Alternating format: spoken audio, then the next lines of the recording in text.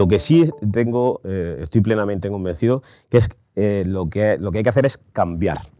Es decir, hay que empezar a cambiar el concepto del sindicalismo y, sobre todo, cuando se hable de sindicalismo en España, que no sea un concepto negativo, sino hay que hablar de sindicalismo en positivo.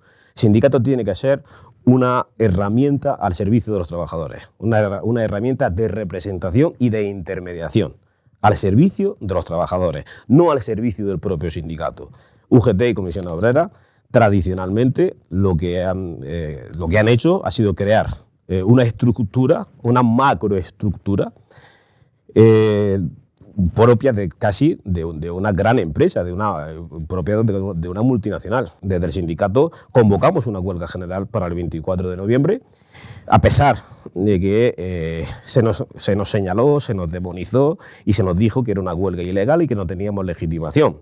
Pues nada más lejos de la realidad. Era una huelga legal, teníamos legitimación, se convocó y se hizo.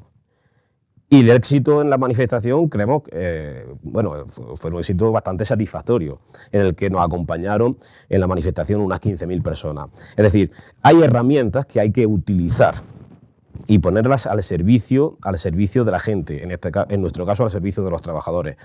Y hay que seguir utilizándolas. Hay que seguir utilizándolas en tanto en cuanto esté en riesgo las condiciones de los trabajadores, los derechos de los trabajadores, la igualdad de los trabajadores y, por el lado de la nación, la unidad nacional, el Estado de Derecho y la democracia. Nosotros somos partidarios de que haya un salario, que el salario mínimo deba ser aquel que, como mínimo, te garantice que puedas cubrir tus necesidades básicas. Ese es el salario mínimo que se debería establecer. ¿En qué cantidad? Pues mire usted, pues no sé si serán 1.080, 1.200, 1.500 o 2.000.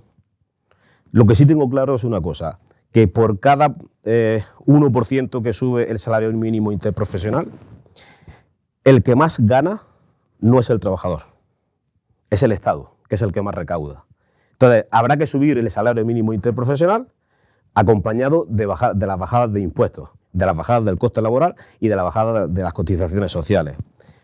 Porque si seguimos haciéndolo así, no lo digo yo, lo ha dicho el propio Banco de España, lo que se está haciendo es materializar esa subida del salario mínimo en desempleo y no se está mejorando el poder adquisitivo y los salarios en términos generales para el conjunto de los trabajadores. Por tanto, subida del salario mínimo interprofesional sí, pero siempre acompañado de bajadas de impuestos y de cotizaciones sociales. Si no, el problema va a seguir persistiendo.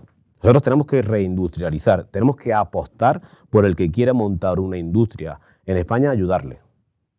Esto no quiere decir, que esto ya en más de una ocasión me ha pasado, que queramos la autarquía y el aislamiento. No. ¿Estamos a favor de la globalización? No. ¿Estamos a favor del libre mercado? Sí. ¿Cuál es la diferencia? La diferencia es que se respetan las fronteras. Nosotros hemos vivido siempre de las exportaciones y de las importaciones en ese mundo. Hay que sentar las bases en el país para dar seguridad jurídica a las empresas y, sobre todo, no saquearlas a impuestos. Porque tenemos unos niveles impositivos muy altos, muy elevados. En los últimos años se han subido los impuestos 52 veces. Y eso, al final, lo que te genera es incertidumbre y que la empresa se vaya a producir a otro sitio. Cuando se vaya a producir a otro sitio y quiera meter el producto aquí, pues habrá que, para compensar la competencia desleal, habrá que cobrarle la parte del arancel correspondiente. Y los poderes públicos y la Unión Europea tendrá que sensibilizarse un poco más acerca de cuál es la situación laboral de aquellos países donde se han asentado las fábricas del mundo y donde no existen los derechos laborales. Y a este respecto, la Organización Internacional del Trabajo debería de ser mucho más contundente.